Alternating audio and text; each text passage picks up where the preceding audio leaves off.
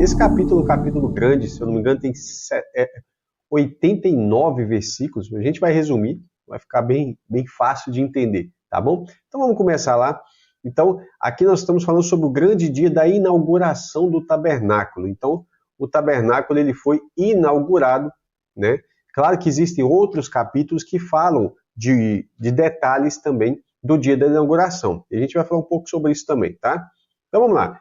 O que aconteceu nesse dia? Acontece a oferta dos príncipes, os cabeças, né? Os líderes das casas dos seus pais, ou seja, os líderes de cada uma das 12 tribos. Eles vão levar em oferta, a oferta dos 12 príncipes é o seguinte, em Números 7, verso 1, fala, no dia em que Moisés acabou de levantar o tabernáculo, ungiu e o santificou. E aí, os 12 príncipes, que é os cabeças de cada uma das 12 tribos de Israel, eles vão dar de presente 6 carros, você vê que é a metade, então, um carro para cada 2 líderes, né? Esses carros são carroças, carroças cobertas, né? E 2 bois, isso significa que é um boi de cada líder, no caso aqui é 12 bois, tá? Então, vai ser um boi de cada líder. Então vai acontecer isso aqui, ó. No dia em que Moisés acabou de levantar o tabernáculo, ele o ungiu, ou seja, ele ungiu o tabernáculo e o consagrou juntamente com todos os seus utensílios. Então, a consagração do tabernáculo e dos utensílios foi no mesmo dia, bem como o altar e todos os seus pertences. Aí você tem o altar do holocausto lá do lado de fora, tá? Isso tem em Número 7, verso 1. Em Êxodo 40, a gente já tinha falado sobre isso, né? No primeiro mês do segundo ano, no primeiro dia do mês, ou seja, primeiro dia do mês do primeiro mês do ano 2, da saída deles lá do Egito, tá? O tabernáculo foi armado. Então, esse texto de Êxodo está relacionado com esse texto de Números. Eu vou te mostrar ainda um outro texto que está relacionado com ele também, que é esse texto de Levítico. Então, Êxodo, passamos também por Levítico 8, e agora chegamos em Número 7. Cada texto desse fala alguma coisa. Por exemplo, o texto de Êxodo está nos falando qual foi a data exata. Então, foi no dia 1º do primeiro mês do segundo ano. O texto de Números, de Levítico, por exemplo, vai falar algumas coisas aqui, detalhes sobre como que funciona a aspersão. Porque aqui em Números fala que ele ungiu e o consagrou. Mas como que funciona essa consagração? Aqui em Levítico 8, Levítico é o livro dos levitas. Então é o livro do sacerdócio, como é que funcionava, é mais detalhado, algumas coisas. Embora Números é riquíssimo e você vai ver isso mais para frente, é um livro maravilhoso, mas aqui Levítico ele fala o seguinte, então Moisés pegou o óleo da unção, um azeite, ungiu o tabernáculo e tudo que havia nele o consagrou. O mesmo que está dizendo aqui em Números.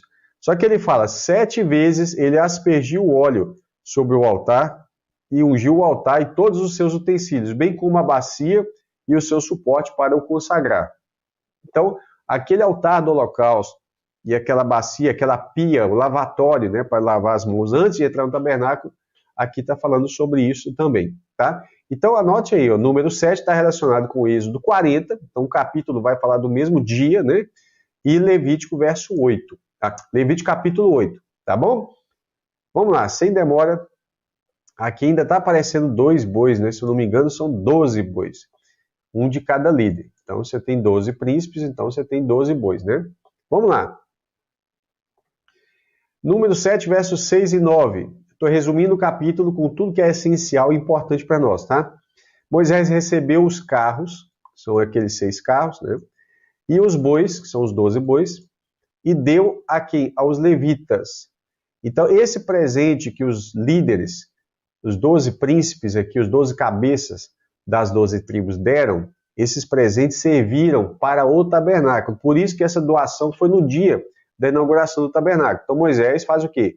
Ele recebe esses carros, esses bois, dá aos levitas, porque os levitas vão usar isso. Para que servem os bois? Para puxar os carros, tá? Então se você tem 6 carros, se você tem uma dupla de boi, né? Você tem uma junta. Uma junta não. Você pode colocar um jugo entre um e outro, para que eles possam puxar juntos, tá bom? Vamos lá. 2 carros e 4 bois ele deu aos filhos de Gerson. Então, os gersonitas aqui, ó, eles pegaram 2 carros e 4 bois. Então, o que sobrou? São 6 carros, sobrou 4 carros e 8 bois, não é isso? Então, vou falar, segundo o seu serviço, 4 carros e 8 bois ele deu aos filhos de Merari. Então, os meraritas ficaram com esse restante todo. Os gersonitas pegaram 2 carros e 4 bois, né, que é 2 bois para cada carro, enquanto os meraritas pegaram os 4 carros restantes e 8 bois. Só que você fala, mas e aí, como é que fica os coatitas, né? Então, segundo o seu serviço, sob a direção de Itamar, filho de Arão, o sacerdote. Então, Itamar ficou na direção da organização desses carros e os bois e tudo mais. Mas aos filhos de Coate nada deu, porquanto a seu cargo estava o santuário. O que é o santuário aqui? Todos aqueles pertences do santuário, a Arca da Aliança e etc., que deviam levar nos ombros, tá ok? Então, quando Davi fez o quê? Ele quis transportar a Arca da Aliança, um carro de boi, ele fez errado, porque todas as peças do tabernáculo, ali nós estamos falando ali, nós vamos ver agora, por que os meraritas ficou com a maior parte, os gersonitas ficou com a metade, né, dos meraritas, e por que os coatitas não levaram nada? Vamos ver. Tá aqui, né, os meraritas, os gersonitas e os coatitas. Lembrando que Moisés e Arão, os sacerdotes, fazem parte, né, dos coatitas, mas é uma família restrita, né, a família de Arão, são os sacerdotes, tá? Então, vamos lá. Os gersonitas, eles carregam o quê? As cortinas, né? O véu, as cortinas, as cordas, coisas mais leves, tá? Mas é pesado para carregar. Essa cortina não era leve não, tá? Eu estou falando leve em relação ao que os meraritas faziam. Os coatitas tinham que levar o que nos ombros? A Arca da Aliança, a mesa dos pães da proposição, o candelabro, que é o castiçal, né, a menorá, o altar do holocausto e o altar do incenso. E aí, o que acontece? Esses elementos são peças pequenas e elas tinham cabos, né, varas, para carregar nos ombros, tá? Então, se você pega uma Arca da Aliança, por exemplo, eu estou com uma aqui, ó, cadê? Você vai ver que ele tinha umas varas, tá, para carregar nos ombros. Então, um pegava de um lado, outro pegava do outro, e vinha aqui 4 homens para levar, ou 2 homens talvez levassem essa peça. Mas o que os gersonitas levavam era muito pesado, né? Os gersonitas, eles tinham o quê? 2 carros e 4 bois, não é isso? Os meraritas já ficaram com o quê? Com 4 carros e 8 bois.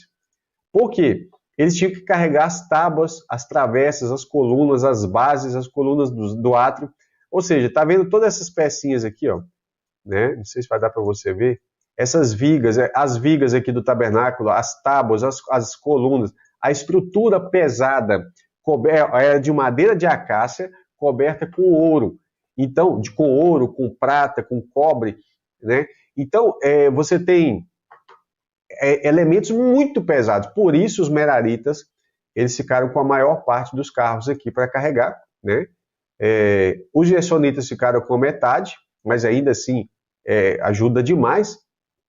Agora, os coatitas pegaram peças que são leves para carregar, tá? E são peças também extremamente importantes, tá? Lembrando, Davi tentou carregar a Arca da Aliança em carro de boi e deu errado. Não era para ser carregado em carro de boi.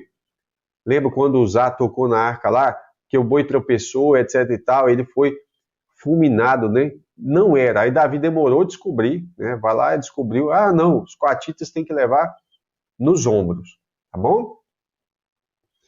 Vamos lá, continuando. Então aqui é o resumo do capítulo. Você vai ter os príncipes, né? O cabeça da casa dos seus pais e a tribo que ele pertence. O primeiro é Naasson. Guarda o nome dele aqui, filho de Aminadab, da tribo de Judá, tá? Ele apareceu primeiro, foi o primeiro a ofertar, né? Você vai perceber que essa lista aqui, ó, aqui embaixo, eu anotei, a lista dos cabeças das tribos é exatamente a mesma de Números, capítulo 1, versos 4 ao 16, que fala lá do censo. É a mesma lista, só que a ordem está um pouco diferente. E não está na ordem de nascimento, senão Rúben, né, seria aqui o Elisu, cabeça da tribo de Rubem, seria o primeiro, depois Simeão, depois Levi, Judá, etc. Mas não é assim que está a divisão. Você vê primeiro a ofertar foi Naasson, né, filho de Aminadab, da tribo de Judá, que é a tribo da onde sai o rei Davi e Jesus, não é isso? E aí você tem o nome de cada um dos líderes, resumindo. Naasson, filho de Aminadab, de Judá. Natanael, filho de Zuar, de Issacar, da tribo de Issacar. Eliabe, filho de Elon, da tribo de Zebulon. Elisur, filho de Sedeur, da tribo de Rubem. Selumiel, filho de Zurizadai, da tribo de Simeão. Eleazar, filho de Deuel, da tribo de Gade. Elisama, filho de Amiúde, da tribo de Efraim. Gamaliel, olha que legal, esse nome vai aparecer lá na frente como o nome do professor do apóstolo Paulo, né, na época do judaísmo, que ele era do judaísmo, ele aprendeu a lei de Deus aos pés de Gamaliel. Né? Gamaliel, filho de Pedazur, da tribo de Manassés. Lembrando que esse Gamaliel aqui não tem nada a ver com o outro, tá? Eu só estou falando que pode ter sido quase que certo, foi uma homenagem a esse nome aqui, desse Gamaliel aqui, tá? Abidã, filho de Gideoni, da tribo de Benjamim. Aiezer, filho de Amizadai, da tribo de Dan. Pagiel, filho de Ocrã, da tribo de Asa. E Aira, filho de Enã, da tribo de Naftali. Então esses são os príncipes, os cabeças de cada uma das tribos, tá? Olha aqui outro nome importante, ó, Natanael, lembra? Vai aparecer no Novo Testamento também. Por que eu estou falando que isso são homenagens? É o próprio nome de Paulo, no caso, o nome hebraico, né, seria Shaul, né? Vem Saulo, que a gente fala Saulo, ela é homenagem também ao mesmo nome do rei Saul, tá bom? Inclusive, os dois são da mesma tribo, que são da tribo de Benjamim, Paulo e Saul, né? Ou seja, Saulo e Saul são da tribo de Benjamim. Então, certamente é uma homenagem. Vamos lá. A oferta de cada um desses líderes levaram. Primeiro foi o Naasson, né? Levou um prato de prata, de um peso de 130 ciclos, de acordo com o ciclo do santuário, e uma bacia de prata. Levou também um recipiente de ouro, de 10 ciclos, a bacia de prata de 70 ciclos. Esse recipiente poderia ser, por exemplo, uma taça ou uma jarra, né? Com incenso, então, cheio de incenso. Um novilho, um carneiro, um cordeiro de 1 ano para o holocausto, um bode para expiação, e para sacrifício pacífico, 2 bois, 5 carneiros, 5 bodes, 5 cordeiros de 1 ano. Isso para cada um deles. A oferta total, então vai dar o total. Lembra que isso é o livro dos números, está tudo detalhado. 12 pratos de prata, 12 bacias de prata, 12 recipientes de ouro, né? E aqui eu estou colocando o total do peso que deu. Para você que gosta de curiosidade, basta tirar um print aqui, né? Tentar calcular isso aí. Alguns vão falar que o ciclo pesa um valor, outros vão falar outro, mas eu vou deixar para você fazer esse cálculo aí, tá? 12 novilhos, 12 carneiros, 12 cordeiros de 1 ano para o holocausto, com a oferta de manjares, né, com a oferta de cereais, 12 bodes para expiação e para o sacrifício pacífico, o total deu 24 bois, 60 carneiros, 60 bodes e 60 cordeiros de 1 ano, tá? Então, o número que mais aparece aqui é 12, né? 24 é múltiplo de 12, então é 12 vezes 2, e aqui você vai ter 60 com o número final aqui, né, para esses 3 elementos. Um detalhe importante, quem foi Naasson? Por que eu chamei atenção para ele, né, filho de Aminadab? Quem foi ele? Então diz assim, ó, o que, pois, no primeiro dia apresentou a sua oferta foi Naasson, filho de Aminadab, pela tribo de Judá. Então ele foi aquele que primeiro fez essa oferta para, depois daquela oferta lá dos 6 carros e os 6 carros de boi, né, no caso que nós pegamos aqui no início, essa oferta inicial, 6 carros e 12 bois, aí você tem essa oferta individual aqui de cada um das tribos, tá? Então, o Aminadab, o que ele faz? Vou voltar aqui. Ele foi que no primeiro dia ofereceu a oferta pela tribo de Judá. Quem foi esse Naasson? né? O Aminadab não, Aminadab é o pai dele, Nasson. Ele, filho de Aminadab. Então, quem foi esse Nasson? Vamos ver aqui agora, tá? Olha o que a Bíblia fala, informação legal. Arão, irmão de Moisés, tomou por mulher a Eliseba. Quem foi Eliseba? Filha de Aminadab, o pai de Nasson, né? Ela era irmã de Nasson. Então, Aminadab gerou Eliseba e gerou ao Nasson. O Arão, irmão do Moisés, casou com a Eliseba, que é irmã de Nasson, né? Ou Nasson. Tá bom? E ela, a Eliseba, vou limpar aqui, a Eliseba deu à luz a quem? Nadab, Abiú, Eleazar e Itamar. Ou seja, a Eliseba casou com Arão, que é o irmão de Moisés, e ela deu à luz aos 4 filhos de Arão, que são aqueles futuros sacerdotes. Nadab e Abiú morreram porque ofereceram fogo estranho sobre o altar, porém, Eleazar e Itamar são aqueles que dão continuidade à linhagem de Arão, portanto, a linhagem de sumo sacerdote, tá bom? E dos sacerdotes de modo geral. Mas tem coisa mais legal ainda sobre Nasson. Quem é esse Nasson, filho de Aminadab, tá? Então vamos lá. Tomou Boaz a Ruth. Então lembra do Boaz, o livro de Ruth, eu estou no livro de Ruth aqui, um livro lindo, maravilhoso. Então você vai entender. Boaz resgata a Ruth, né, que tinha ficado viúva, e tinha o resgatador, aquela lei do levirato, aquela coisa toda legal lá. Boaz, então ele tomou a Ruth, e ela passou a ser sua mulher, tomou ela por esposa, então Boaz casou com Ruth, e ela teve um filho, coabitou com ela, e o Senhor lhe concedeu que concebesse um filho, e lhe chamou o nome do filho de Obed. Então vamos lá, Boaz casou com Ruth e teve um filho chamado Obed.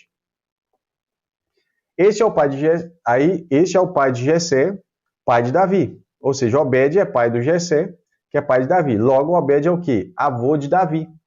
Então, você já está vendo que há uma coisa muito interessante. São essas, pois, as gerações de Pérez. Pérez gerou Esrom, ok? Esrom, sei lá como eu pronuncio isso aqui. Gerou Arão, ou às vezes está Arão também, pode estar Rão ou Arão, tá? Esse Rão ou Arão gerou Aminadab, e Aminadab gerou Nasson, e o Nasson gerou Salmão, o Salmão gerou a Boaz, e o Boaz gerou Obed, Obed gerou Jessé, Jessé gerou Davi. Não assusta não, deixa eu limpar aqui. Isso aqui é muito lindo, fica aí que você vai entender isso aqui. Que legal que foi isso aqui. Isso aqui foi uma das coisas mais bonitas que aconteceu. Porque quando o Boaz casa com a Ruth, ele tem um filho chamado Obed. Esse Obed tem um filho chamado Jessé, que é o pai de Davi. Então Davi, o rei Davi, o pai dele chama Jessé, o avô dele chama Obed, e o bisavô dele é o Boaz. Ok? Então nós temos aqui Davi, o pai dele, Jessé, avô dele, Obed, bisavô, Boaz, seria aqui, acho que é trisavô, Salmão, e o tataravô dele é o Nasson. O tataravô de Davi é esse Nasson que tinha lá atrás, né, na época de Moisés, tinha dado essa primeira oferta pela tribo de Judá, porque Davi é da tribo de Judá, e daqui vai sair Jesus, né, da descendência de Davi, por isso que ele é chamado de filho de Davi. Não é legal? Ou seja, a Ruth está relacionada com tudo isso aqui. Vamos lá, que tem mais mulheres importantes aqui. Quando você pega a genealogia de Cristo em Mateus capítulo 1, verso 2 ao 6, Abraão gerou Isaac, que gerou Jacó, e Jacó gerou 12 tribos, entre eles o Judá. Então esse aqui está fácil. Abraão, Isaac, Jacó e Judá.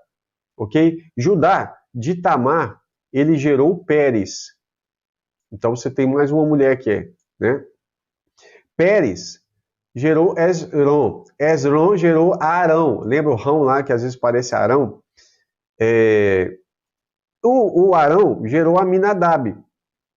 O Aminadab gerou Nasson, que é o camarada que a gente está tratando aqui agora. O Nasson foi pai do Salmão, que gerou de Raabe. O Salmão, olha para você ver que chique.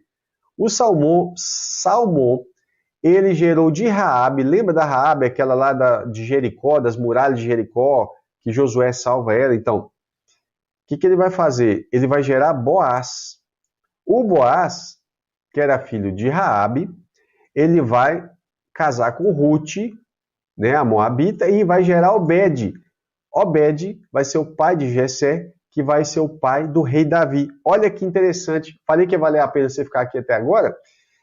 O único nome que aparece na genealogia de Cristo com o título de rei é Davi. Depois de Davi, aqui você pode olhar no verso 7 e 8, vai aparecer sim, Salomão, Roboão, mas todos eles foram reis, mas nenhum deles aparece o nome de rei, só Davi aparece. Por quê?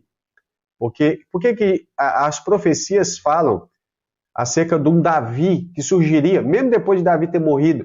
Quem é esse Davi que fala na profecia lá? É Jesus, porque ele é o descendente, ele é o filho de Davi. Quando você fala da filiação, você está falando de tudo, de herdar aquele reinado, todo o ministério messiânico que estava profetizado por meio de Davi. Tá? Então, na genealogia de Cristo aqui, Mateus 1, somente Davi recebe o título de rei, e aí ela encerra onde? Ela encerra em Cristo. A partir de Cristo, genealogia não importa mais. Entendeu?